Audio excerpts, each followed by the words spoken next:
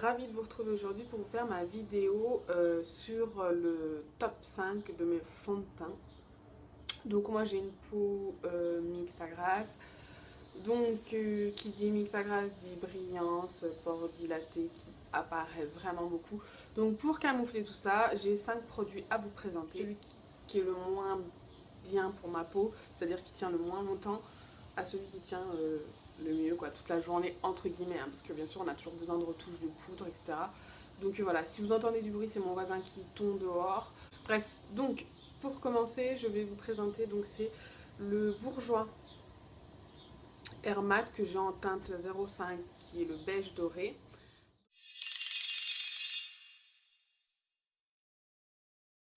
C'est un fond de teint de grande surface, enrichi en poudre matifiante, micronisée, elle efface les brillances sans effet masque. Laisse respirer la peau, non comédogène, non desséchant, testé sous contrôle dermatologique. Donc ce fond de teint là, il est plutôt pas mal. Il a une super bonne couvrance, par contre c'est un fond de teint que j'utilise uniquement en hiver parce qu'il est quand même assez mat, voilà, il a quand même cet effet assez masque. Du coup, l'été, ça fait beaucoup trop sur ma peau, donc je ne l'utilise pas, mais il est vraiment top, je vous le conseille. Étant donné le prix quand même, je vais vous en présenter deux autres après qui sont quand même, qui ont quand même un coût. Voilà, donc celui-là, vraiment, si vous avez un petit budget, je vous le recommande parce qu'il est vraiment top. Vous pouvez pas aller le swatcher en magasin, puis ils sont emballés, on peut pas les swatcher comme dans les Sephora, etc. Mais moi, j'ai quand même une peau assez mate, on va dire. En deuxième, c'est le Dream Wonder Nude de chez Maybelline, fond de teint fluide poudré. Donc celui-là, il se présente, il est très liquide, mais il a une texture, donc il se présente comme ceci. Donc vous appliquez juste une goutte et logiquement ça fait tout votre visage. Donc voilà, il est super parce que quand on l'applique vraiment, on a un effet vraiment d'avoir un voile sur le visage vraiment léger, mais il a une couvrance quand même et puis il a une texture assez poudreuse, ce qui fait que ça matifie vraiment bien le visage. Donc celui-là, c'est pas marqué ce qu'il promet, mais pour les peaux grasses, je trouve, enfin moi je trouve que quand même, vu qu'il a cet effet un peu poudré, du coup ça matifie vraiment bien la peau. Celui-là, je l'ai payé pareil, entre 10 et 12 euros, une douzaine d'euros en grande surface. C'est pas vraiment un fond de teint, c'est la bébé crème, la Hydra Life de chez Dior, que j'ai en teinte Golden Pêche, donc pêche dorée.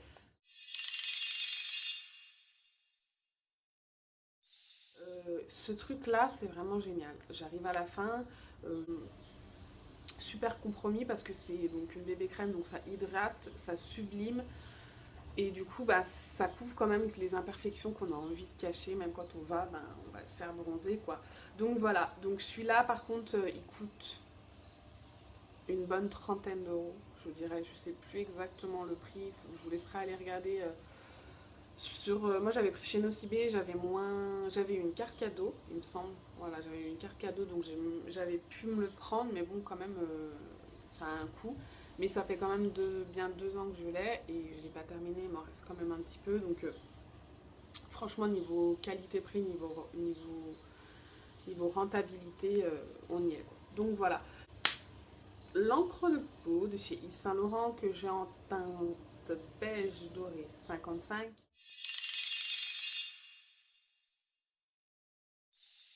Donc c'est à peu près le même principe. Ben, de toute façon, ça c'est un dupe, hein.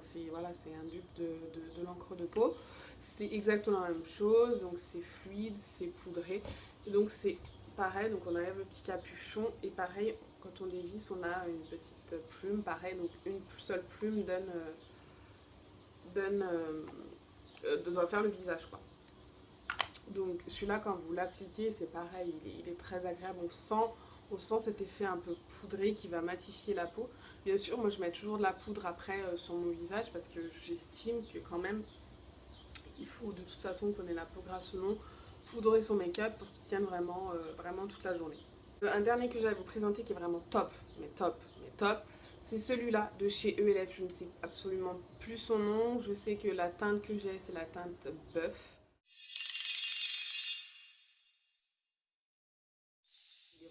top pour les peaux grasses. Franchement, il a un petit coût, c'est le fond de teint le moins cher que je vous présente.